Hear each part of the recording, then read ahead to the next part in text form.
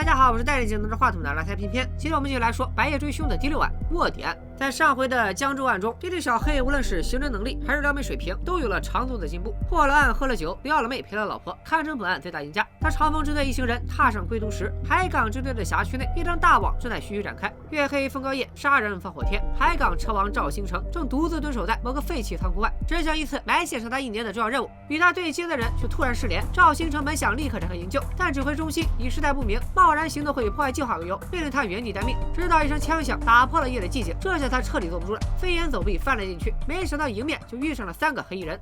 尽管赵兴成战斗力高了惊人，但还是在打倒了3名黑衣人后，被第4个人用枪顶住了脑袋。2年后的早晨，长风支队队长的办公室里，支队长周巡和顾问小白之间正在进行一场亲切友好的会晤。他把安藤危房中暴露和遗留下的线索都转交给了小白，正式邀请他参与针对神秘组织的调查。不过现在他俩得先去一趟海港支队，因为赵兴成失踪了。根据海港分局白局的说法，前天晚上赵兴成和东部2个探总去摸排一个盗窃团伙，任务完成后却神秘失踪。不过赵兴成作为资深老刑警，应该不会出什么事。说完，白局就打发他俩回去等消息。且不论白局漫不经心的态度和话里的漏洞，光是他对一个失踪的刑警出任务时有没有配枪都漠不关心，就足以证明他在撒谎。小白猜测赵兴成根本没失踪，而是被市局临时抽调去参加某项神秘任务。白局之所以这么淡定，是因为他很清楚赵兴成的下落。与此同时，长风支队辖区里发生一起命案，死者名叫季杰，是一名在逃罪犯。年初因涉嫌贩卖枪支被全市通告协查。季杰的死亡时间不超过48小时，被人用利器割喉而死。小白和周巡忙着找赵兴成，这边的杀人抛尸案自然由支队硕果仅存的老刘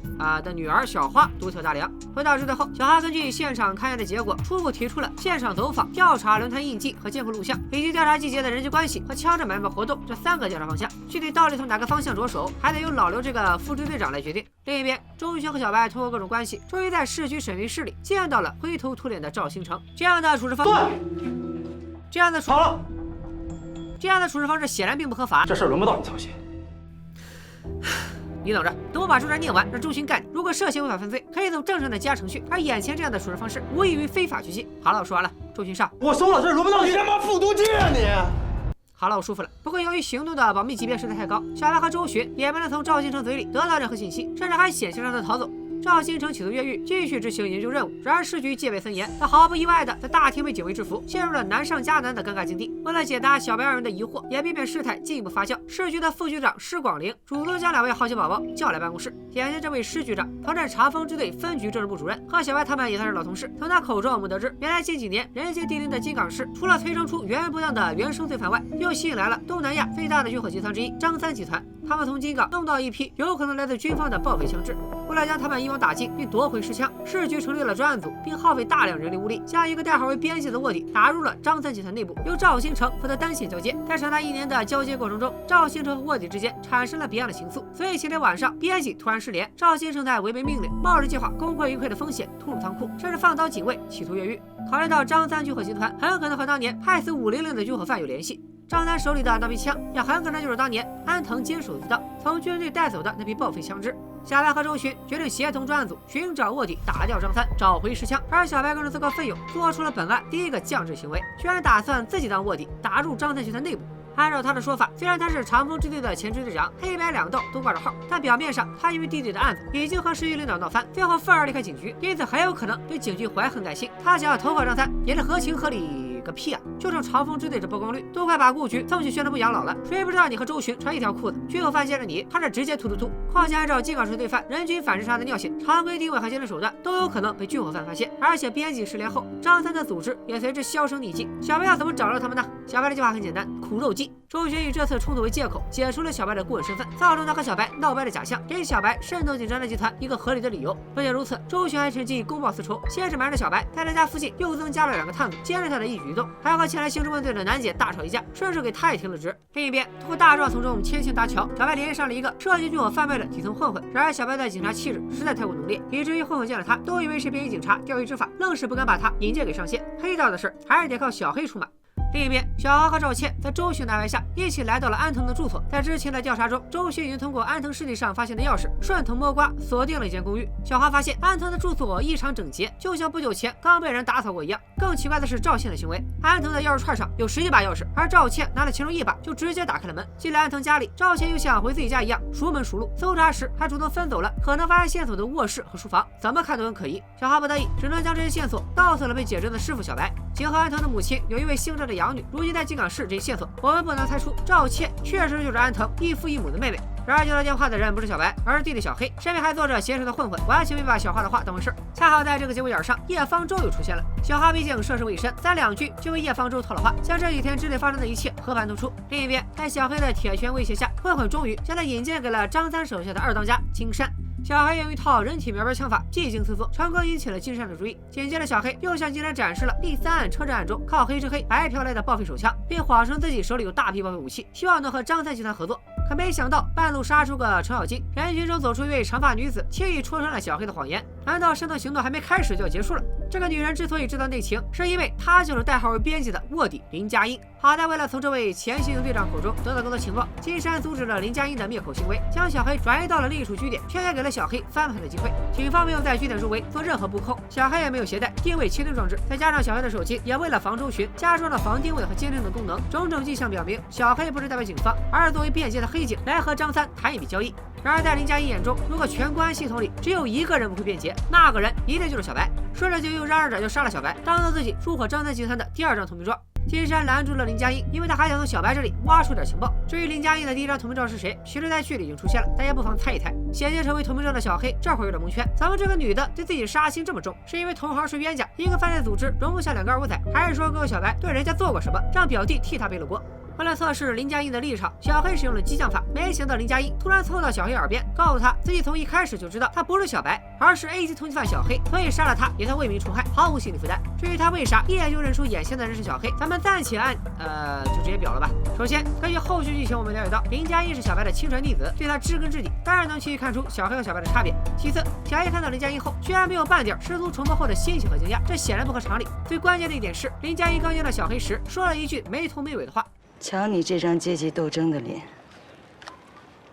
什么？从林佳音的神色，我大胆猜测，这句话就是小白和林佳音之间定的暗号。没对上暗号的小黑，自然当场暴露了身份。与此同时，在不远处的大楼天台上，本该被停职的楠姐还在和周巡进行交接。原来周巡那天故意和楠姐大吵一架，是为了变相给这位老同事放个产假。奈何这次行动保密范围限制极大，支队里都是老刘、小王这样的憨憨棒槌，再加上担心小黑的安全，楠姐只好增额费用，担当本次行动的外围联络员，时刻关注小黑的动向。而在周巡眼里，深陷敌营的人是小白。按照专案组的说法，本次行动的首要目标不是张三犯罪集团，而是那批安藤监守自盗的尸枪。所以尽管小黑已经深入险境，专案组暂时也不能收网。告别了楠姐，周巡本想返回支队，没想到异变突生。联系小王拖着后，惊魂未定的周巡回到支队，听取赵倩对安藤住所的调查。根据赵倩的说法，安藤的住所陈设简单，多半只是单纯的落脚点，但是屋内非常整洁，显然不久前有人来打扫过，也许那个人带走了安藤的私人物品。赵倩建议查看小区监控，争取找到更多的线索。他自然不知道自己已经露出了马脚。紧接着，小王带着车辆事故报告闯了进来。根据技术队检测，周巡座驾的刹车盘被人故意破坏，刹车油漏光，导致刹车失灵。不过周巡是位刑警队长，仇家众多，像这样的事故早就是家常便饭，他也没当回事，还嘱咐小王不要对外声张。殊不知他的这次疏忽大意，险些让自己领了便当。转眼间几个小时过去了，夜幕再次降临在金港市。根据张三的指示，金山决定先稳住小黑，打听起了小黑手里的货源。小黑显然有备而来，他说手里的枪来自支队物证处，结案后所有物证都会被封存，而管理员已经被他收买，只要他想，就能把作为物证的枪支调包出来倒卖。不过林佳音很快就指出了小黑的漏洞，他熟知警方的办案流程，所有作为物证的枪支都有弹道备案，一旦其中一把被警方发现，小黑立马就会东窗事发。没想到小黑预判了他的反应，他带来的那把报废手枪能够完美回答这个致命问题。还记得车震案中，小黑当着剧院犯的面指出，那把枪存在各种质量问题，其中最严重的一点就是枪里的膛线被磨掉了，这会大大影响精准度。给大家科普一下弹道和膛线的概念，膛线指的是枪管内壁刻画的螺纹形线条，作用在于赋予弹头旋转的能力，使弹头在出膛以后仍然能保持既定的方向。弹道就是指子弹射出枪膛后飞行的轨迹。被磨掉膛线的手枪精准度的确会严重下降，射击后留下来的痕迹也和原本这把枪的完全不同，所以无法追溯枪支来源。通过一番连哄带骗的心理博弈，小黑成功消解了金山的疑虑。金山直接花大价钱买下了那把黑枪，这下形成逆转，买方市场一下子变成了卖方市场，来而不往非礼也。小黑表示合作可以，但他也有一个要求，杀了他。小黑的想法很简单，林佳音已经变节，又知道太多内幕，关键是动不动就拿枪指着自己脑袋，他就是渗透行动最大的障碍，不如借金山的手除掉他。没想到交接时，小白却大发雷霆，哪怕林佳音差点蒙了小黑，小白也依然坚信他绝对会变节，因为他可是自己的徒弟，而小黑只是表弟。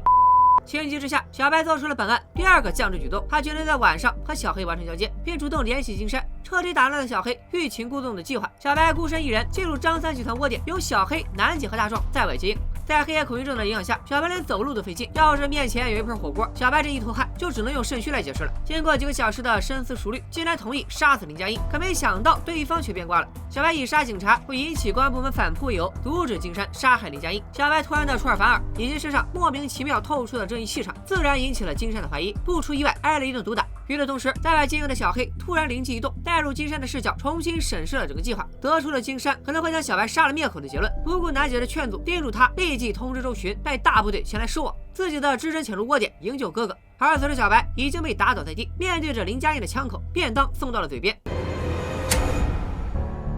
原来这一切都是金山的试探。经过这次试探后，金山似乎对于小白和林佳音彻底放下了戒心，丝毫不在意这两个人，一个是针对他的专案组便捷卧底，另一个是半路杀出来做交易的前刑警队长，还把他们引荐给了自己约好的军火买家翠花大小姐。与此同时，知道南姐消息的周巡带着大部队气喘吁吁的赶到现场，手下无人可用的周巡有苦难言。他这些天一边忙着卧底案，一边还得算计着叶方舟。接下来的内容和主线有关，大家不妨拿笔记一下。就在刚刚，无数倾诉的小花将赵倩在调查安藤住所时的异常表现都告诉了父亲老刘。殊不知，这次调查安藤住所的行动，原本就是周巡、小白和老刘联手设下的圈套。原来早在1天前，小白他们就去过安藤住所，发现屋子非常整洁，显然被人事后清理过。不过他们在屋子里找到了安藤和赵倩的合影，从而得知了赵倩的身份。不过他们没将合影带走，而是故意将她留在现场，再派赵倩和小花前去调查。合影摆在脸上了，赵倩的调查结果却是啥也没找到，说明她在刻意隐瞒和安藤的兄妹关系。你以为这就完了吗？别急，这还只是圈套的第一层。清理安藤住所的人故意留下这张合影，显然是想引导警方的调查方向，去怀疑赵倩。那小白他们就将计就计，让神秘组织误以为警方的调查正沿着他们的指引进行，派小花、赵倩一起参与调查，主要是为了通过小花把消息传达给叶方舟。难怪周巡车祸后还那么淡定，因为这场车祸证明了3件事：第一，叶方舟已经收到了消息；第二，清理安藤住所并留下合影的也是叶方舟背后的神秘组织；第三，周巡的座驾停在支队，却还是被人动了手脚，说明神秘组织势力庞大，已经渗入到了警局内部。说完了主线，让我们回到眼前的卧底案。听完南姐的汇报，周巡陷入了沉思。他不明白为什么小白笃信林佳音没有变节，赵新成又为什么要违背命令，甚至不惜越狱也要营救林佳音。在解决这2个问题以及找到那枚尸枪之前，即使小白身处险境，周巡也不能通知市局收网。而此时在窝点里，趁着金山忙于应付翠花大小姐，小白和林佳音终于有了独处的机会。他们的对话能够解决周巡第一个问题。通过刚刚对峙的暗号，林佳音已经认出了眼前的小白，终于肯向他敞开心扉。原来他真的变节了。一方面是因为看到同为卧底的同事因公殉职却得不到承认，深感正义和理想终究抵不过现实；另一方面，他怀疑专案组已经被渗透，他作为卧底的生命安全无法保证。按照原定计划，林佳音会带着属于他的那部分赃款潜逃，从此销声匿迹。而专案组要找的是那200把实枪，大家各取所需。他答应小白，只要小白不破坏交易，让他平安拿到钱后远走高飞，他就不会揭穿小白的真实身份。小黑以周巡即将到来为由，劝说哥哥赶紧离开。其实小黑冒着暴露的风险叫来周巡，就是为了把哥哥逼走。可小白却认为张三和尸枪都没出现，仓促身亡毫无意义。更何况他现在受了伤，无法和小黑交接，只能硬着头皮留下来继续行动。翠花大小姐虽然演技尴尬，但智商比金山高一丢丢。她怀疑小白和林佳音都是内鬼，决定终止交易。眼看着这笔军火交易就要泡汤，小白开口了。连续吃了2次亏，他终于摸出点黑道交易的门道，学会了弟弟小黑的欲擒故纵。他发现翠花的保镖使用的武器是 M92F 战术大师手枪，而这种武器是巴基斯坦一带恐怖分子的标配，所以翠花背后的买家多半就是国际恐怖组织。这可不像张三这种小打小闹，真闹出动静来，出现的就不只是专案组，而是国安局和反恐中心了。再加上翠花带来买枪用的200万现金，如果是在金港筹措的，那他们多半已经暴露了。说着小白就要起身离开，终止合作，却被金山的手下拦住。尽管买家是恐怖分子，但金山没有终止交易。为了自身安全，他下令带着小白立刻转移，还以暂缓交易为由带走了200万定金。无论是这200万，还是小白的新货源，全都要。转移前，小白和埋伏在窝点外的周旋进行了一番心电感应。周旋心领神会，决定继续卧底行动，并做出了本案第3个降智行为，居然让楠姐这个孕妇独自驾车盯梢军火贩，自己则留下，一边等待市局的增援，一边潜入已经人去楼空的窝点。由于严重缺乏前线外勤工作经验，再加上大半夜的荒郊野岭车辆稀少，楠姐很快就被林佳音发现了。林佳音本想截杀楠姐以绝后患，却在看到楠姐隆起了小腹后，以警方不会安排孕妇只用跟踪行动为由，故意放她离开了。另一边，偏要潜入空窝点的周旋，正好撞上了有大把时间却偏不撤离，还自己从隐秘的角落里蹦出来的小黑。二人展开了第2次激战。看过上期视频的朋友们都知道，就在几天前，周巡就在公交车上被小白假扮的小黑拿枪指过。小黑这句无心的话，为周巡识破兄弟俩的换车计划埋下了重要伏笔。转眼到了第2天，金山一行人来到金港郊外，我们也终于见到了法外狂徒张三的真面目。从张三口中得知，他行事一贯谨慎，但2把手金山得知翠花的巨额交易后，瞒着自己带人来到金港，打算将寄存的军火全部售出。如果交易成功，他势必需要渠道补货，所以才死追着小白。而张三已经暗中调查了翠花的背景，和小白所说的完全一致。翠花和恐怖组织关系密切，早就上了公安局重点名单。金山的擅斗主张险些把这惊魂动魄的组织一波带走，气得张三当场就要清理门户。张三大概是港片看多了，突然接过降智接力棒，做出了本案又一个降智行为。他没有亲手杀了小白和金山，而是将手枪交给了林佳音。张三用亲身经历告诉我们，看剧就看剧，千万别当真。你们以为这就完了吗？林佳音不光杀了张三，还3言2语收编了他的小弟，并顺势扶金山上位。我操，什么情况？实际上，这也不是林佳音第一次施展这样的伎俩。时间倒回3年前，也就是赵兴诚执行任务听到枪声的那一晚，金山在窝点的仓库里召开了金港市第1次军火竞标大会。翠花大小姐、卧底林佳音和军火贩季杰3人参与竞标。这位季杰，也就是小花他们在河边发现的无名男尸。期间，林佳音故意公开了自己的卧底身份，为了向金山展示自己的诚意，还当场揭穿了季杰是警方的特勤人员，并手把手引导金山发现了季杰含着打火机里的窃听器。不过，通过季杰的反应，我们不难猜出，他真的只是个单纯的军火贩。窃听器也肯定是林佳音的灾难陷害。不过，智商高达50的金山自然看不出端倪，轻信了刚刚投诚的警方卧底，亲手杀死了和自己有10几年交情的季杰，而季杰就成了林佳音入伙张三集团的第1张投名状。时间回到现在，金山正是接管东南亚最大的军火组织，而他身边的2位狗头军师，一位是便捷的警方卧底，另一位是空降的前刑警队长，剩下的都是随时准备反水的二五仔。这场面堪比名侦探柯南里的黑组织，平白无故被吞了200万定金，翠花肯定不会善罢甘休。为了应对来自恐怖组织的打击报复，小白提出了下一步行动计划，那就是在警方之前找到翠花，尽快完成交易，然后赶紧跑路。林佳音也在旁附和。在这对师徒的轮番性的攻势下，金山彻底被绕迷糊了，以5%的抽成为代价，请小白全权指挥。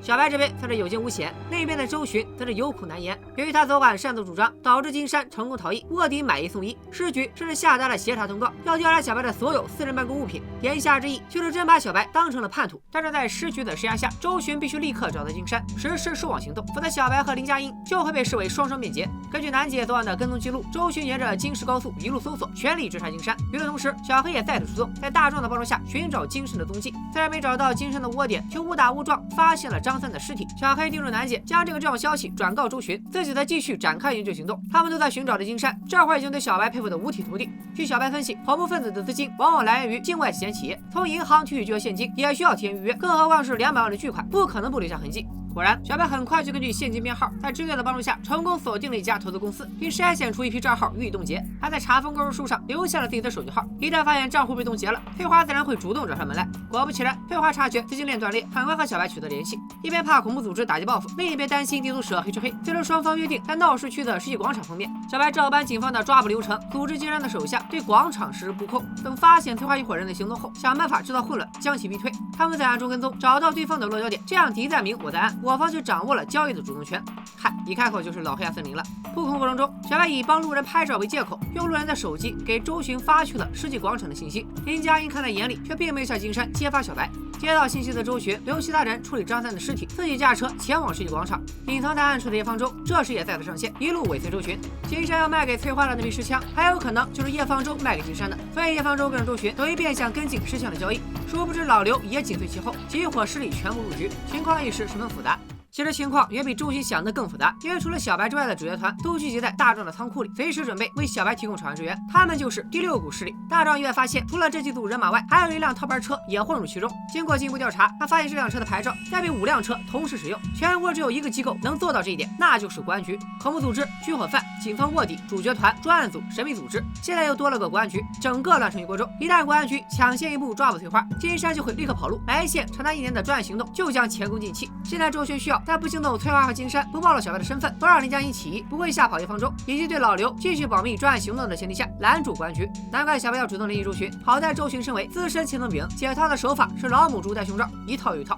他先命小花联系叶方舟，以赵信身份疑点为诱饵，引走叶方舟和他身后跟踪的老刘。又在确定翠花落脚点的位置后，主动在金山面前现身，和小白里应外合，用支队长的身份和随时可能出现的警方增援吓退金山。紧接着又安排国安局行动负责人和专案组指挥市局见面，成功促成双方合作。等翠花和金山完成交易，再一网打尽。国安局抓买家，专案组抓卖家和枪支，双方通力合作，各取所需。不仅如此，趁着达成合作的喜庆劲儿，周迅还借机说服市局取消了对小白的协调通告。到这里，周迅不光解完了6大势力入局的连环套，还替老搭档解了围，并拿到了一批专案组特勤防暴队的指挥权。如果说小白是行政的天才，那周迅就是利用人性的行家。另一边，小白就完全取得了金山的信任，他再次联系上翠花，表示他们已经发现了翠花在河西口的落脚点，要求对方来金山的老巢用国外账户而非现金进行交易。尽管来去都是戴着黑头套，但小白还是凭借他对金港的了解和惊人的记忆力，大致估算出了交易地点，并将这个信息传达给了周迅。周迅领会了小白的暗示，最终成功锁定了金山的窝点，和盯梢翠花的市局完成会合。与此同时，周迅也将窝点位置告诉了楠姐，小黑也已经抵达现场，随时准备潜入窝点，保护自己智商超群但战斗力只有1.5个老刘的哥哥。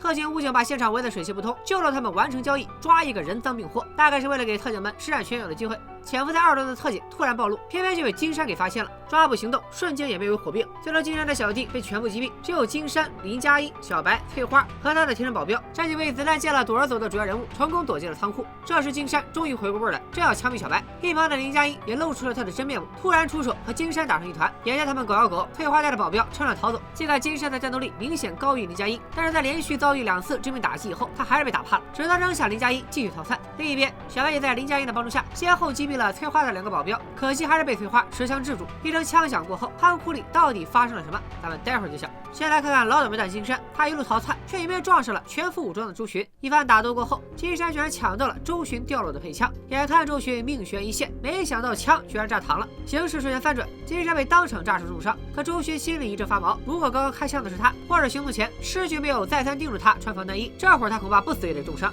心有余悸的周迅和小白会合，200支持枪全部收回。张三军火集团现任头目金山落网，尽管恐怖分子翠花在逃，但是在警方和国安局的全力追捕下，抓住他只是时间问题。警方在仓库里还找到了一具焦黑的尸体，在场所有人在没经过 DNA 检验的前提下，直接将这具焦尸指认为林佳音，并在小白的要求下尽快火葬。至此，收网行动以卧底光荣牺牲为代价，获得了圆满成功。白夜追凶第6案卧底案结，没结呢。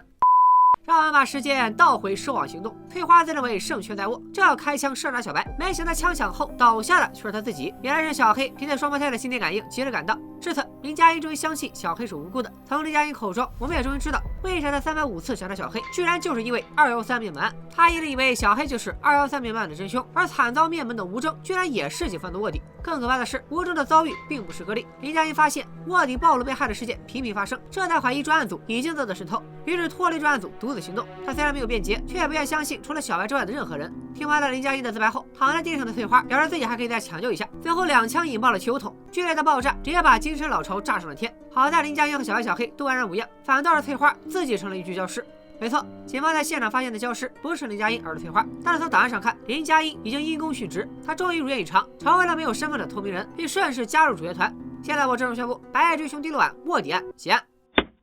先是坐下的刹车被人动了手脚，又是手枪无辜炸膛，周迅显然被叶方舟背后的神秘组织盯上了。如果破坏刹车可以是外人所为，那给配枪动手脚的就只能是警军内鬼了。结合侦查案中老刘去军械库调取枪支的情节，我们知道支队枪支都是统一管理和调配。在此过程中，除了周迅自己之外，能接触到枪械的只有军械库的守卫，不过他最多就是个执行层。结合问题频出的卧底行动，不难猜出警方的内鬼绝对身居高位，还能进入到警方的高度机密。大家不妨猜一猜，黑警到底是谁？现在唯一能够确定的是，这对周迅的暗杀行动未就此作罢。白夜追凶的最终案杀警案将在金港市和长春市同步展开。小白从林佳音手里得到了有关那批报废枪支的重要线索，将结束在长风支队的顾问工作，孤身一人前往天寒地冻的长春。面对层出不穷的生命威胁，周迅能否从中幸存，并揭露案件背后的真相？最终案又取名为杀警案，那么遇害的警察会是周旋吗？一直被老刘严密盯梢的一方舟，将在杀警案中有大动作，223命案的主线也将迎来重大翻转。所以大家还等什么？就剩最后一期了呀！本期视频点赞过20万，白夜追凶第1季的大结局，咱们不见不散。